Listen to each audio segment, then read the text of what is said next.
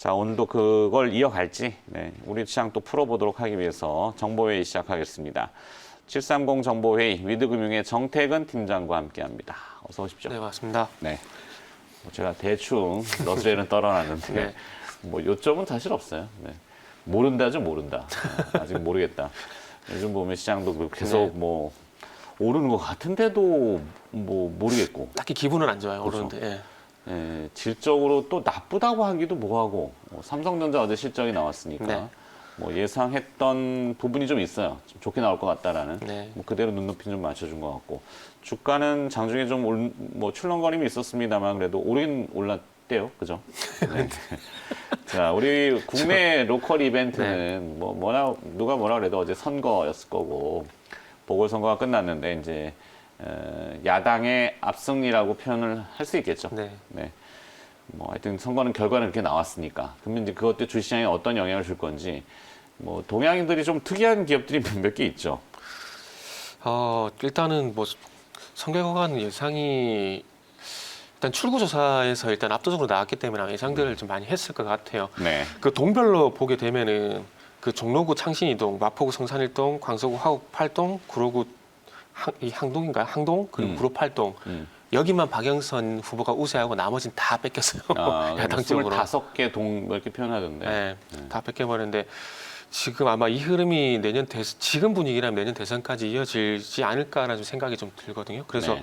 어저께 지금 최근에 시간에 걸해서 어제도 그렇고 그저께도 그렇고 이 소위 말하는 대선 테마 이런 종목들이 되게 좀 강세를 좀 보이는 것 같습니다. 그래서 네. 진짜 자막에도 나오고 있지만 일단 이게 지금 정확하게 홍정국 그 테마가 형성이 되는 건지에 대한 부분 좀 지켜봐야 될 것 같아요. 지켜봐야 될 것 같은데 왜 그렇게 했는지 좀 잠시 말씀 좀 드리겠습니다. 그래서 야권 대선 후보 관련주 강세를 보였다고 지금 자막에 나오고 있는데 네. 일단 태형건설이 9.5% 그리고 태형건설 우선주가 9.9% 깨끗한 나라 우선주가 8% 대덕전자 1위 우선주가 6.7% 크라운 혜태홀딩스가 5.5% 강세를 보였거든요. 네. 그래서 이 종목들이 윤석열 테마라는 건 잘 알고 계실 겁니다. 계속 윤석열 테마 같은 게 계속 그 부각이 되고 있고요.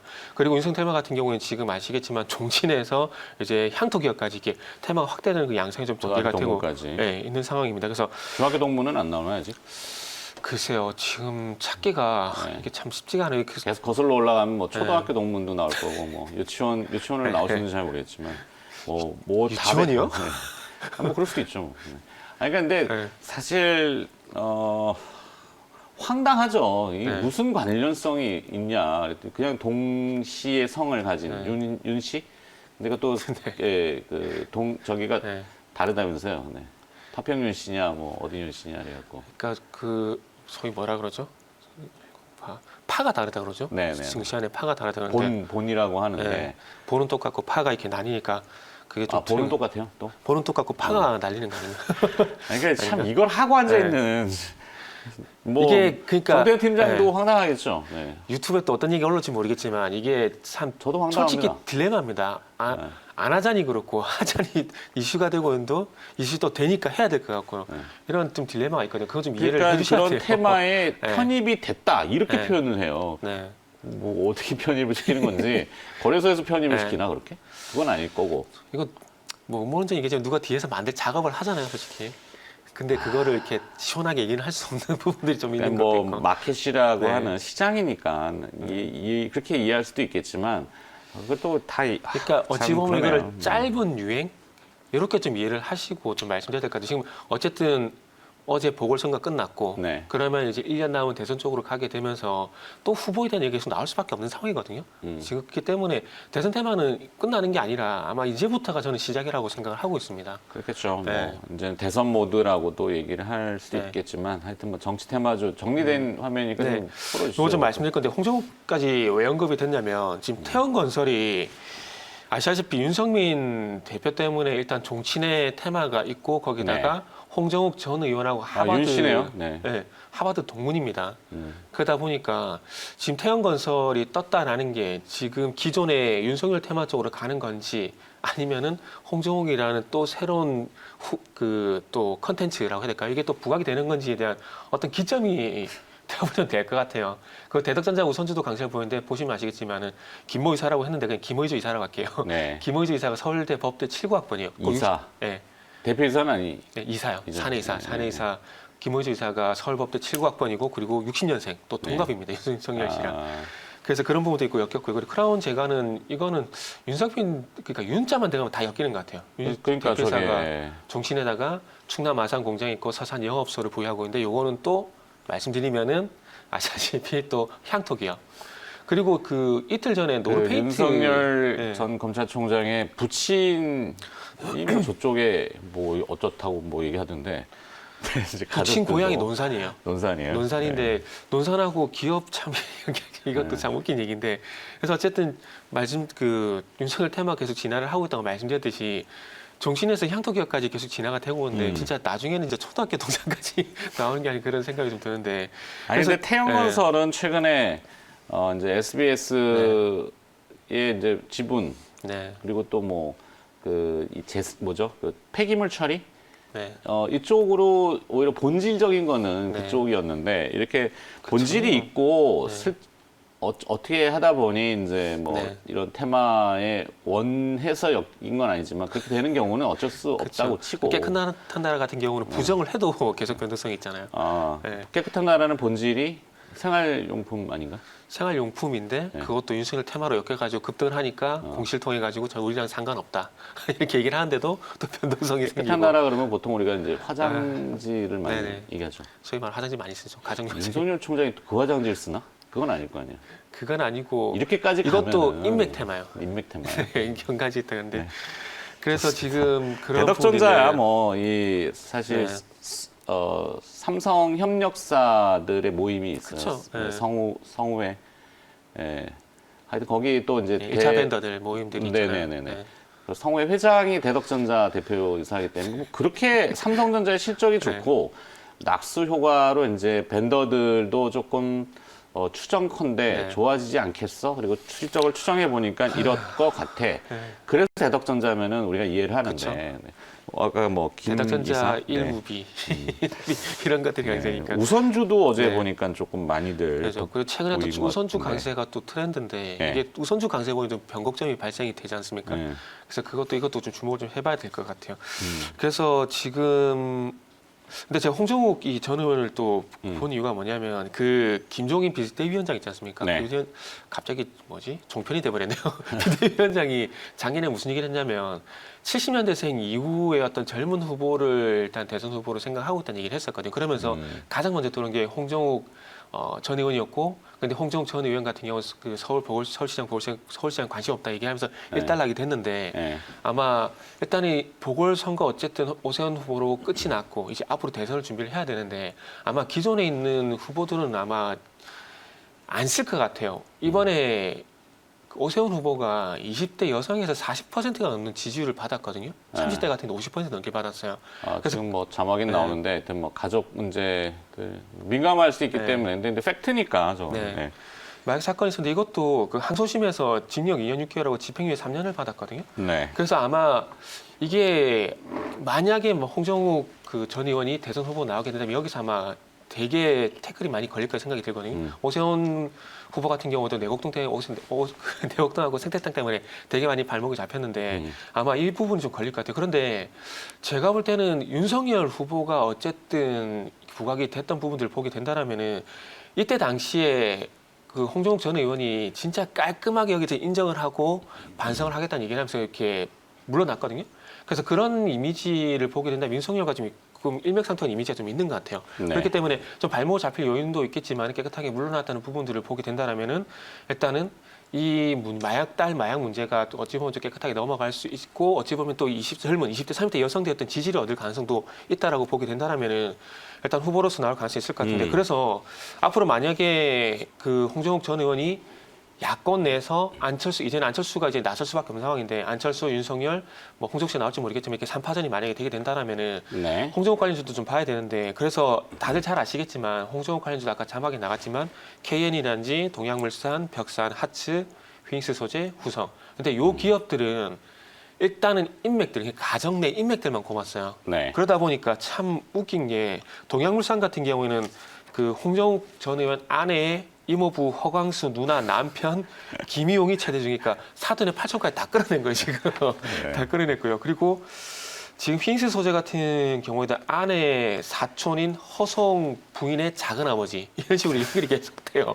이게 피라미드도 아닌데 계속 연결이 되거든요. 조선시대예요? 네, 그러니까. 그러니까 지금 이렇게 제가 왜 이거를 조사를 했냐면 지금 윤석열 같은 경우도 오만 정치인을 다 끌어내고 있잖아요. 거기다 향토기업까지 다 끌어내다 보니까 그런 상황. 근데 이 종목들은 예전에 한번 부각이 됐었어요. 부각이 네. 됐었는데 아마 다시 인맥주 얘기가 나오게 되면은 방금 말씀드린 종목들이 부각이 될 수밖에 없다라고 좀 생각이 들고 그래서.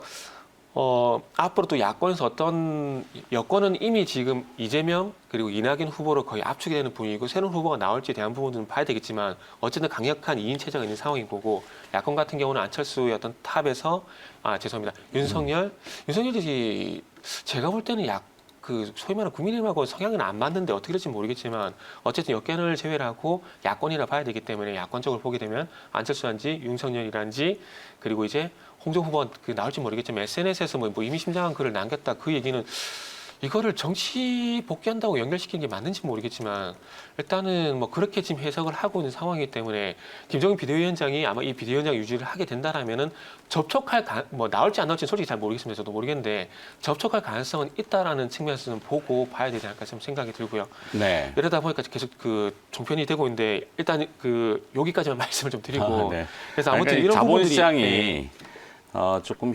희화화되는 한마디로 웃긴다죠, 웃긴다. 네. 그래서 정정 하나 해드릴게요. 아까 이제 네. 제가 대덕전자 대표이사는 성우회는 아니고 협성회. 협성. 단어 생각이 저도 이제 막 좀 죄송합니다. 이렇게 하여튼 협성회 밴더들의 모임, 밴드들의 모임 네. 이렇게 협성회 회장이다. 네. 뭐 그런 정도면은 뭐 하여튼 그렇고.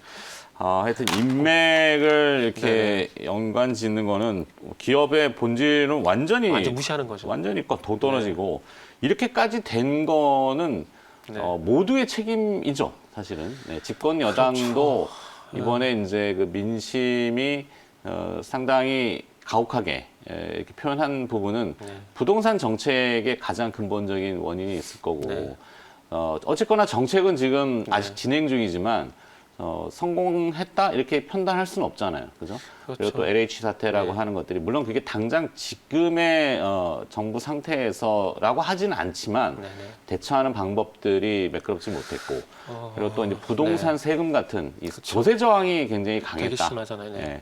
그런 부분을 인지를 해야 되는데 그렇다고 정책을 어떻게 뜯어고쳐라 이렇게 할 수는 없는 거지만 상당히 지금 이제 험난한 길들이 예고되어 있다.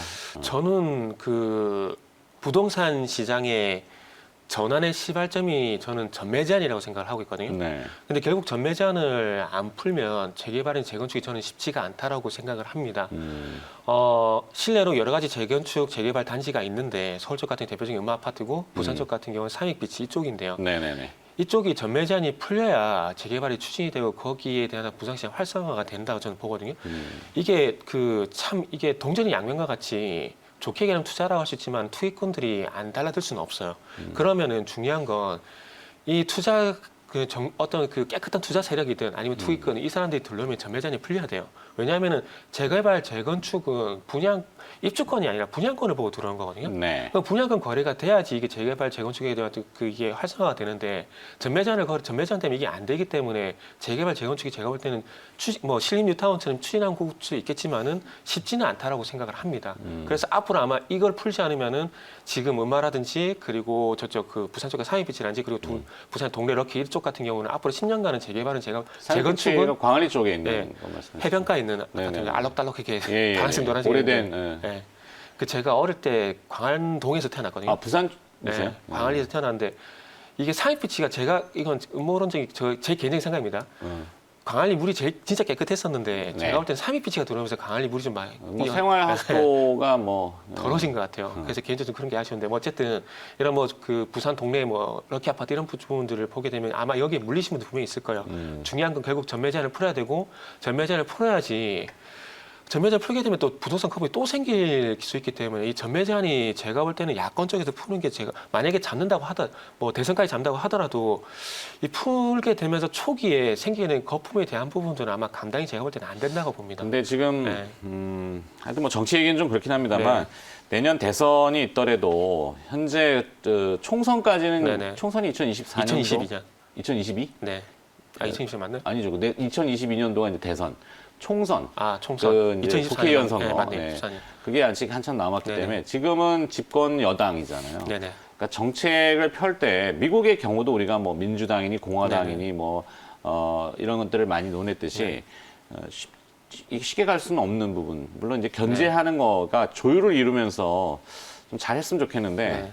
하여튼 정치 얘기는 그만하죠. 네, 그만하고 이제 시간에서 다른 거 말씀드릴게요. 뭐 식사하고 매번 네. 똑같은 인물에 빙빙 도는 그런 그래서 이거를 생활하고, 그러니까 네. 그래서 시청자분들이 조금만 이해를 해주시면 좋겠어요. 트렌드다 보니까 얘기는 안 할 수는 없습니다. 그러니까 뭐 네. 네. 그리고 이제 또 코스나인이 상한가, 일진다이아가 시간의 거래에서 코스나인. 네, 상한가 진입이 됐고 일진다이아 그리고 일진홀딩스가 6.1% 급등이 나왔는데 요거는 일진복합 소재가 IPO를 이제 앞으로 진행할 예정이라고 합니다. 그래서 네. 이 IPO 관련돼서 강세를 보이는데 어저께 아시다시피 크래프톤 IPO 관련해 가지고 아주 IB 투자가 22% 정도 장중에 급등했었거든요. 그래서 그런 부분들을 보게 되면 오늘 IPO 관련해 가지고 요 세 종목도 일단 관심을 좀 가져야 되는데 일단은 관심은 가져야 되지만은 아마 시장에서 그러니까 소위 말하는 증시에서는 그렇게 조명은 하지 않을 것 같아요. 어떤 측면에서 말씀드리냐면은 이 IPO의 트렌드가 제가 볼 때는 작년 국내에서 올해는 해외 쪽으로 많이 좀 전환이 된 것 같아요. 무슨 얘기냐면은 작년에 잘 보세요. 작년에 빅히트, SK 바이오팜 상장 이슈 나오게 되면서 시장 상당히 많이 뜨거웠거든요. 네. 대박주라 그래가지고. 그런데 올해 SK 바이오사이언스도 진행을 하고 있고 그리고 SK IET도 현재 진행을 할 건데 작년보다는 너무 좀 조용해요. 근데 이 시선이 어디로 갔냐면 해외 쪽으로 갔다라는 거죠. 쿠팡 상장하게 되면서 1월 달부터 뭐 동방이란지 KCTC란지 이런 쿠팡 갈 종목들이 되게 강세였거든요. 2달 동안. 그러면서 또 트렌드가 어디에 넘어갔냐면 또 마켓컬리로 넘어갔고 그리고 또 하나 또 뭐 있죠? 또 하나 지금 갑자기 생각이 안 나는데 또 하나 이베이? 두나무도 그 비트코인 관련되고 되게 강세 보이잖아요. 네. 그래서 전반적으로 IPO가 선생님 말씀드렸듯이 이런 연율에서 국내에서 해외 쪽으로 많이 넘어갔기 때문에 아마 개별적으로 해서 장중에 변동성은 있겠지만은 아마 쿠팡과 같이 해외 IPO 좀 많이 넘어갔기 때문에 추세적 상승은 좀 쉽지 않다라는 점도 한번 참고를 해보시는 게 좋지 않을까 말씀드리면서 그래서 어제 시간의 거래소는 일단 정치 테마하고 그다음에 IPO 요쪽은 좀 양분이 됐었다라고 일단 정리를 좀 하도록 하겠습니다. 네. 그 코인베이스가 상장하면서 이제 두나무 지분 투자사들, 네네. 뭐 한화투자증권, 한화투자증권. 카카오, 네. 우리기술투자. 네. 네, 우리기술투자는 우리 얘기해드렸지만 신성ENG가 네. 우리기술투자의 9% 지분을 가지고 있다 이 얘기는 해드렸고 팩트입니다. 사실인데 이제 잘 많이 이제 보면은 이렇게 등식화시켜서 뭐 하면은 네네. 어떤 던딱딱 이렇게 나오잖아요. 근데 거기에 좀 네. 리얼한 것들이 네. 연관이 있는데 그거는 빠지는 부분이 네. 있어서 제가 다시 얘기해드렸고 그래서 그다음에 네. 또 뭐 있나? 장마고 기업 공시 네. 중에서 일진 머티리얼즈가 있었는데 일진 머티리얼스? 거기 그 뭐가 지난번에 나왔죠? 3주 전인가 노스볼트 얘기인가? 네, 노스볼트 얘기입니다. 3주 전에 우리가 폭스바디 쇼크 얘기하면서 노스볼트 얘기했었지 않습니까? 네. 그래서 노스볼트 쪽으로 이제 뭐 수주 나오는 종목들 좀 보자 말씀드려서 뭐 쿼터 장비 이렇게 말씀드렸었는데 일단 어제 그 기업 장마감은 기업 공시에서 일진 머티리얼즈가 노스볼트사에 4천억 규모의 2차 전지용 일렉포일 요 장기 공급 계약 얘기가 나왔거든요.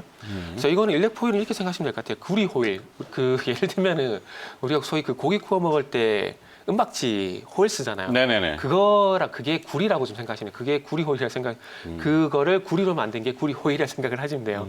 그래서 일단은 이 일렉포일 같은 경우 국내에서는 일단은 일진 머티리얼즈는 잘 알고 계실 거예요. 그래서 일진 머티리얼즈와 그 LS 엠트론만 현재 생산을 좀 하고 있는데 그 어쨌든 이 일렉포일 같은 경우에는 음극재 그러니까 음극 지전체에 사용이 되는데 음극에서 전기를 모아주는 물체라고 보시면 될 것 같아요.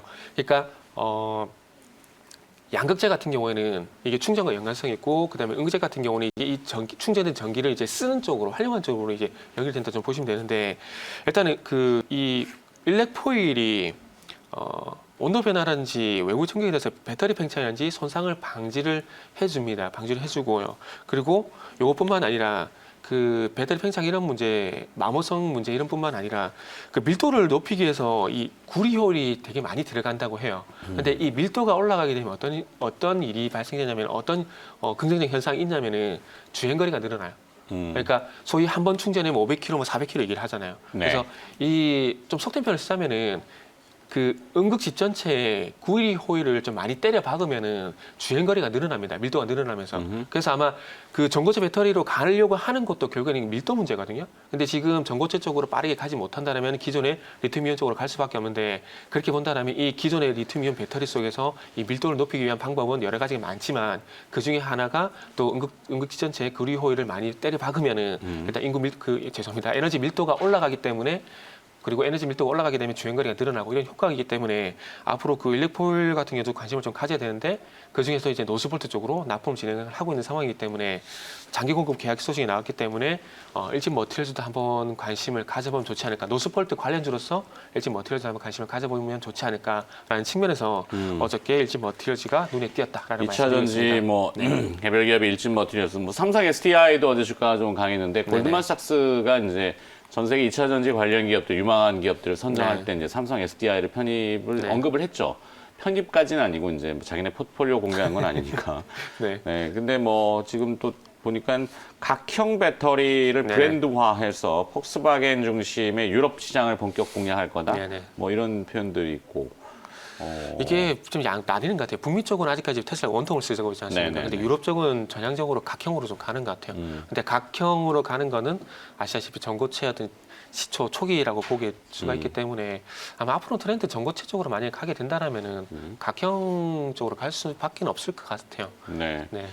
뭐 그건 이제 봐야 되겠고. 자, 여기까지? 시간? 50분인데 하실 거 더 있으면은 늘리고 없으면은 그냥 더 하고 싶은데 일단 여기서 끝내야 될 것 같아요. 이러다 네버엔딩 될 것 같아가지고. 결론이나 좀 줘주세요. 그럼 이렇게 네. 해가지고 뭐 오늘 혹시 네. 봐야 되는 기업들 아까 막 쭉 했는데 네네. 이 중에서 혹시 개인적인 관심사는 이 기업은 난 좀 더 집중한다 뭐 이런 건 있나요? 오늘 그 시간의 거래에서 그냥 시간의 거래는 그냥 특징적으로 좀 보시고요. 그냥 요거 봐라라고 말씀하시면 일진 머티리얼즈. 일진 머티리얼스. 그냥 요걸 보자고 좀 말씀드리고 싶어요. 오케이. 네, 거기까지. 알겠습니다. 네, 알겠습니다. 자, 이런 얘기 저런 얘기 해봤는데 네. 자, 시장 정보회의였습니다. 위드금융 정태근 팀장이었습니다. 고맙습니다. 네, 감사합니다.